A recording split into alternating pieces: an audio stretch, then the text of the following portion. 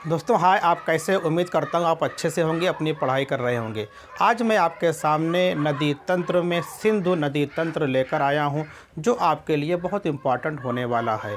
यहाँ से अगर आप नदी सिस्टम के बारे में जानना शुरू करेंगे तो आपको बहुत सारी चीज़ें कन्फर्म होती चली जाएंगी। इसलिए आज हम धीरे धीरे बात करेंगे, हमको बहुत फास्ट बात नहीं करना है। जो जानते हैं कि जो हमारा कि सिंधु नदी सिस्टम होता है, ये कहाँ पर मिलता है? ये हमारा जो उत्तर भारत है उस प्रदेश में मिलता है। और उत्तर भारत में जो कश्मीर का क्षेत्र है और हिमाचल प्रदेश का क्षेत्र है और जो पंजाब का क्षेत्र है, यहाँ पे पहले 7 नदियाँ मिला करती थी, इसलिए इनको सप्त सिंधु प्रदेश के नाम से भी जानते थे। लेकिन वर्तमान समय में सिर्फ 6 नदियाँ हैं। एक नदी जिसको हम लोग कहते हैं सरस्वती नदी कहते हैं, वो लुप्त हो चुकी है, उसके बारे में कोई प्रमाण नहीं मिलता है मौजूदा परिस्थिति में। इसलिए हम लोग क्या करेंगे कि जो आपकी 6 नदियाँ हैं, इन 6 नदियों में पहले 3 नदियों का जिक्र करेंगे, इसके बाद फिर अगली वीडियो में 3 नदियाँ देखेंगे। तो आज के हमारे टॉपिक में 3 नदियाँ होंगी। और कौन कौन सी नदियाँ होंगी? सिंधु नदी के बारे में बात करेंगे, झेलम के बारे में बात करेंगे और चिनाब नदी के बारे में बात करेंगे। तो यहाँ पे एक चीज़ बात आती है कि सिंधु नदी को और क्या कहते हैं? सिंधु नदी को हम इंग्लिश में इंडस रिवर के नाम से जानते हैं। और जो सिंधु नदी होती है इसको पूर्ववर्ती नदी भी कहा जाता है। अक्सर ये बात आती है कि जब बुक पढ़ा जाता है तो उसमें एक वर्ड इस्तेमाल होता है, एक शब्द इस्तेमाल होता है कि पूर्ववर्ती नदियाँ क्या होती हैं। तो पूर्ववर्ती नदियाँ वो होती हैं, कुछ 3 पूर्ववर्ती नदियाँ हैं जो जब हिमालय पर्वत से पहले जो नदियाँ अपने वजूद में थीं, जो अपने अस्तित्व में थीं, उन नदियों को पूर्ववर्ती नदियाँ कहा जाता है। तो इसमें क्या थी? ये आपका SSB है, एस का मतलब सिंधु नदी है, एस का मतलब सतलज नदी है और बी का मतलब है कि ब्रह्मपुत्र नदी है। ये 3 नदियों को क्या, इन्हीं 3 नदियों को पूर्ववर्ती नदियाँ कहा जाता है। चलिए अब चलते हैं कि हम कहाँ पे बात करने चल रहे हैं। हम बात करने चल रहे हैं सिंधु नदी की। तो सिंधु नदी के बारे में जब बात करते हैं तो हम क्या देखते हैं? हमेशा इस मैप में हमारे है, हम जिक्र करते हैं, सोचते हैं इसके बारे में कि ये क्या है। ये हमारा पूरा मैप है, लेकिन हमने क्या सिर्फ भारत के उत्तरी छोर को बनाया है। तो यहाँ पर क्या आप जानते हैं कि भारत में 1947 में जब हमारा देश आज़ाद हुआ तो आज़ाद होते ही क्या हुआ कि पाकिस्तानियों ने वहाँ पे आक्रमण कर दिया और कश्मीर के कुछ क्षेत्रों को उन्होंने आज भी कब्जा किए हुए हैं। उनको क्या कहा जाता है? उनको हम कहते हैं, उन्हीं को कहा जाता है पाक कहते हैं। क्या कहते हैं? POK, पाक। पाक का फुल फॉर्म होता है पाकिस्तान ऑक्युपाइड कश्मीर, पाकिस्तान अधिगृहित क्षेत्र के नाम से हम जानते हैं। अब बात आती है कि ये आपका क्या हो गया? ये पूरा कश्मीर है, लेकिन ये वाला क्षेत्र क्या कहलाता है? पाक कहलाता है। अब यहाँ से देखते हैं ये वाला पूरा क्या एरिया कहलाता है? ये हमारा एरिया है। इस एरिया को हम क्या कहते हैं? ये हमारा कौन सा राज्य है? ये हमारा पंजाब राज्य है। PN का मतलब पंजाब राज्य। फिर इसके बाद यहाँ पे चलते हैं, ये हमारा क्या हो जाता है? ये हमारा हिमाचल प्रदेश है। यहाँ पे हम 3 राज्य देख रहे हैं। इधर क्या है आपका कि कश्मीर हो गया। अब ये बात किया जाता है कि यहाँ पे ये वाला देश है, इसको कहते हैं तिब्बत कहते हैं। तो तिब्बत में एक जगह है कि चेमायुंगडुंग। तो चीमा मतलब कि तिब्बत में एक जगह है चेमायुंगडुंग, इसका एक नाम और है कि बोखरचू। क्या कहते हैं? बोखरचू कहते हैं, या फिर क्या कहते हैं? चेमायुंगडुंग। यहाँ पे ये है। तो इसके पास क्या है? यहीं पे आपका कि यहाँ पे एक आपका क्या है कि एक मानसरोवर झील है। या ये चेमायुंगडुंग कौन से पर्वत श्रेणी में आती है? ये आती है कैलाश श्रेणी, कैलाश पर्वत के अंतर्गत आता है, कैलाश श्रेणी के अंतर्गत है। यहाँ पे शिव की पूजा करने भी लोग जाते हैं। तो यहीं पे क्या है? ये एक झील है जिसका नाम क्या है? मानसरोवर झील। क्या है? मानसरोवर झील के नाम से हम जानते हैं। मानसरोवर झील से एक नदी निकलती है जो क्या होती है, क्योंकि उत्तर की तरफ बहते हुए यहाँ कहाँ ये जब भारत पे पहुँचती है इसको बोलते हैं दमचौक।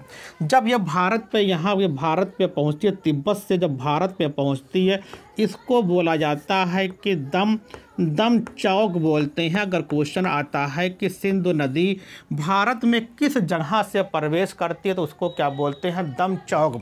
अब जैसे आगे बढ़ती है ये, आगे बढ़ने पे तो इसके क्या होता है कि नदी के ऊपर एक पर्वत श्रृंखला मिलती है, एक नदी के नीचे पर्वत श्रृंखला मिलती है जो अक्सर इसको कहा जाता है कि लद्दाख पर्वत कहा जाता है, लद्दाख हो जाता है। ये अलग क्या हो जाता है, इसको हम लोग बोलते हैं जास्कर। तो ये क्या होता है, देख रहे हैं कि जास्कर है, इसका मतलब ये हुआ कि ऊपर जास्कर है, ऊपर आपका लद्दाख है और नीचे क्या है आपका कि जास्कर है। तो लद्दाख और जास्कर के मध्य होती हुई सिंधु नदी कहाँ पहुँचती है, पाक में पहुँचती है। पाक में पहुँचने के बाद फिर क्या होता है कि ये पाकिस्तान पे पहुँचती है। जब पाकिस्तान पे जहाँ पे एंट्री करती है उसको बोलते हैं चिल्लास। क्या बोलते हैं कि चिल्लास बोला जाता है, चिल्लास। तो चिल्लास से होती हुई ये नदी कहाँ पहुँच, ये सिंधु नदी कहाँ पहुँच जाती है, ये पहुँच जाती है अटक। अटक क्या है कि अटक ये पाकिस्तान के क्षेत्र है। अटक होती हुई फिर पहुँचती है मिठानकोट में पहुँचती है,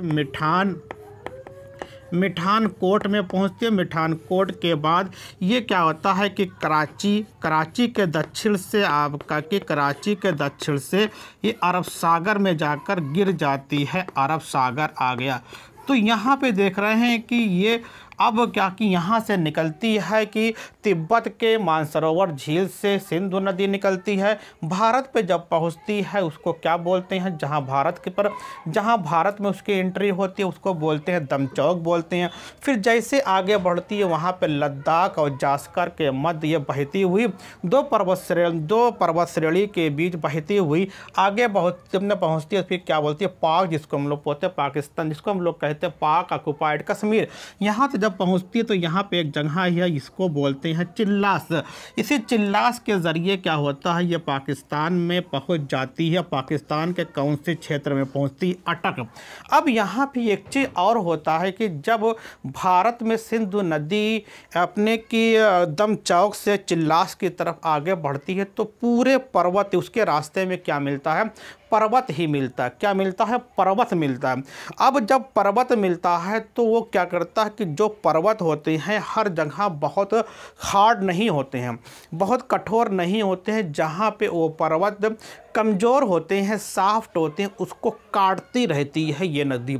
तो काटने से क्या होता है, मान लीजिए कि ये हमारा क्या है कि ये पर्वत है और ऊपर से क्या है ये हम यहाँ से नदी ये बह रही है।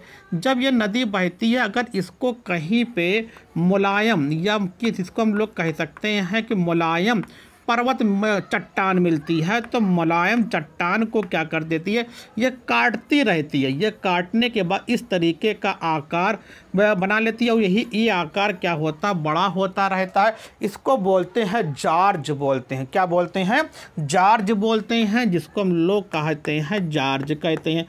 हिंदी में इसको कहा जाता है महाखंड कहते हैं। तो अगर क्वेश्चन आता है कौन सी नदी महाखंड बनाती है तो सिंधु नदी महाखंड बनाती है। अपने रास्ते में जो चट्टानें मुलायम होती है उसको काटती रहती है, वी आकार का बनाती है।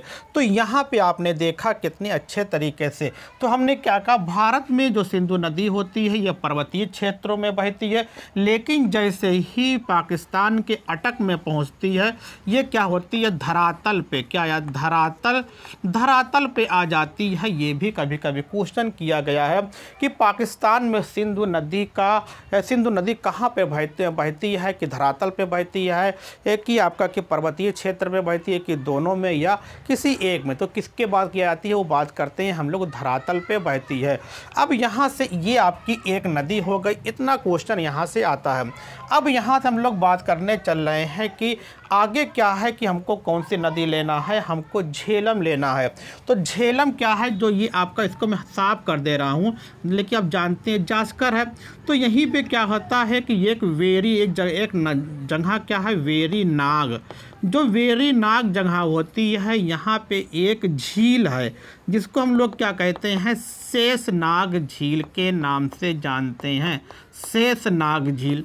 अब यहाँ से एक नदी निकलती हुई ये आगे बढ़ती है। जब ये आगे बढ़ती है तो यहाँ पे फिर इनको एक झील मिलती है जिसको हम लोग क्या कहते हैं, उलर झील। क्या ये इसका नाम क्या है, उलर झील। ये मैं सिर्फ उलर लिखा है तो उलर झील। अब उलर झील से होती ही पाक में पहुँचेगी। पाक के बाद फिर क्या होती है, यहाँ पे आपको समझना है, जब ये आपका कि झेलम नदी यहाँ पे पहुँचती है पाक होती हुई, ये जब पाकिस्तान, ये क्या करती है कि ये पाकिस्तान और भारत के बीच, पाकिस्तान और भारत के बीच एक प्राकृतिक रेखा का निर्माण करती है। फिर क्या होती है, ये बाहर निकल जाती है। ये बहुत इम्पॉर्टेंट है, जो आपके लिए इम्पॉर्टेंट है, इसको बहुत अच्छे तरीके से आपको पढ़ना है। तो आप देख रहे हैं कितनी अच्छे तरीके से ये आपके पहले का वेरीनाग जगह है, वेरीनाग से होती हुई है, फिर कहाँ बढ़ती है कि आपका उलर झील में बढ़ेगी। फिर यहाँ से आपका कि अब यहाँ से चलते हैं, अब वो झेलम आगे बढ़ती है, यहाँ से आपका झेलम, ये झेलम नदी हो गई। अब बात किया जाता है एक नदी और के बारे में बात करने चल रहे हैं। यहाँ पे आपका ये हिमाचल प्रदेश है। हिमाचल प्रदेश में एक आपका कि दर्रा है जिसको हम लोग बोलते हैं वारा लाचा दर्रा। क्या होता है, वारा लाचा दर्रा से दो नदी निकलती है, चंद्र और भागा। यहाँ पे एक नदी को हम लोग क्या लिखते हैं, चंद्र, और दूसरी नदी क्या होती है कि भागा। आप लोग लिखते रहेंगे तो आपको याद हो जाएगा। यहाँ से ये निकलती है तो अपने स्थान पर दोनों निकलने के बाद कुछ दूर तक अकेली चलती है, फिर एक जगह पे आके मिल जाती है। तो फिर मिलने के, ये आपका मिलने के बाद इसका नाम चेंज कर देते हैं जिसको हम लोग कहते हैं चिनाब कहते हैं। देखिए नाम बदला क्यों जाता है, देखिए जब दो नदियाँ आपस में आके इस तरीके से मिलती हैं, यदि दोनों की लंबाई, दोनों की गहराई लगभग बराबर होती है, तो बराबर होती है और एक जगह पे आके दोनों मिल जाती हैं, उसके बाद मिलने के बाद फिर क्या होता है कि उसके बाद जब आगे नदी बढ़ती है तो उसको नए नाम से जाना जाता है। तो यहाँ पर भी क्या होता है कि जब चंद्र भागा आती है, मिलती है, दोनों की लंबाई गहराई लगभग बराबर है, तो ये क्या होता है, ये अब किस नाम से आगे बढ़ती है, ये बढ़ती है चिनाब नाम के, चिनाब नदी के नाम से आगे बढ़ती है। यहाँ से होती हुई ये आपके यहाँ पे पहुँचती है। जब ये कश्मीर में ही रहती है तो कश्मीर, तो चिनाब नदी पर एक रेलवे ब्रिज बनाया गया है, वो विश्व का सबसे ऊंचा ब्रिज है। अक्सर 2 बार क्वेश्चन आ चुका है। अगर क्वेश्चन पूछता है कि विश्व का सबसे ऊंचा ब्रिज कहाँ पर है, तो क्या बताओगे, भारत में का किस राज्य में, ये जम्मू कश्मीर में है। कौन सी नदी पे बनाया गया है, चिनाब नदी पे, और रेलवे ब्रिज है। अब फिर बात आती है कि ये कहाँ पे होती हुई, ये पहुँचती है आपकी पाक होते हुए, फिर यहाँ से निकल जाती है। फिर ये जब यहाँ पे पहुँचती है तो एक जगह होती है झुंग। झुंग जो होती है ये आपका झुंग पे आकर सिंधु नदी और चिनाब आपस में मिल जाते हैं। और यहाँ पे ख्याल करना कि जो आपकी चिनाब नदी होती है वो चिनाब मतलब कि झेलम नदी चिनाब की सहायक नदी होती है। अब यहाँ पे ये देखा कि हमने क्या बताया कि हम 3 नदियों के बारे में बात करेंगे। तो यहाँ पे हमने 3 नदी देख लिया है, हमने सिंधु नदी को देखा है, फिर हमने क्या झेलम को देख लिया है, फिर हमने क्या देखा, चिनाब को देखा। अगली वीडियो हम लोग क्या देखेंगे, 3 और आपकी बच रही है, एक आपकी रावी बच रही है, सतलज बच रही है, और ब्यास नदी के बारे में बात करेंगे। यहाँ पे इसलिए नहीं तो इसी में बहुत घास पेच हो जाएगा, तो आपको समझ में चीज़ें नहीं आएंगी। अगर क्वेश्चन ये आता है कि पाकिस्तान में चिनाब और झेलम नदी कहाँ पे मिलती है, उसका नाम क्या है, झुंग है। अगर ये पूछता है कि चिनाब नदी कैसे बनती है, तो क्या होता है, वारा लाचा, यहाँ पे क्या होता है, वारा लाचा एक दर्रा है। वारा लाचा यहाँ हमने बनाया नहीं, चलो मैं लिख दे रहा हूँ, वारा लाचा दर्रा है। वारा लाचा दर्रा से इनकी 2 नदियाँ निकलती हैं, चंद्र और भागा। ये दोनों की लंबाई और गहराई लगभग बराबर होती है, आके मिलेगी। जब ऐसी दोनों लंबाई, दोनों नदियों की लंबाई गहराई बराबर होती है तो ये एक नए नाम से आगे बढ़ती है। तो इसको हम लोग क्या कहते हैं, इसका नाम पड़ जाता है कि चिनाब। अब ये हिमाचल प्रदेश से होती हुई फिर कहाँ पहुँचती है, ये जम्मू कश्मीर में पहुँचेगी। जम्मू कश्मीर जो पाक का एरिया है वहाँ पर इसी चिनाब नदी पर विश्व का सबसे ऊँचा रेलवे ब्रिज बनाया जा रहा है, जो आपके लिए इम्पोर्टेंट है। फिर पाक होते हुए ये कहाँ पहुँच जाती है, ये आपके पाकिस्तान के मिठानकोट के पास पहुँचती है और वहीं पे क्या होता है कि झुंग स्थान पर जाके झेलम से मिल जाती है। तो आप इसका स्क्रीनशॉट लीजिए, फिर हम बात करते हैं। उम्मीद करता हूं आपको ये सेशन बढ़िया लगा होगा। इसी तरीके से हम वीडियो लाते रहेंगे और बहुत आराम से पढ़ने की कोशिश करेंगे। देखिए छात्रों, मेरे दोस्तों, हमको बहुत घबराने की ज़रूरत नहीं है। एक लय में चलते रहेंगे तो चीज़ें हमको बहुत आसानी से मिल जाएगी। इसलिए आप बने रहिए हमारे साथ।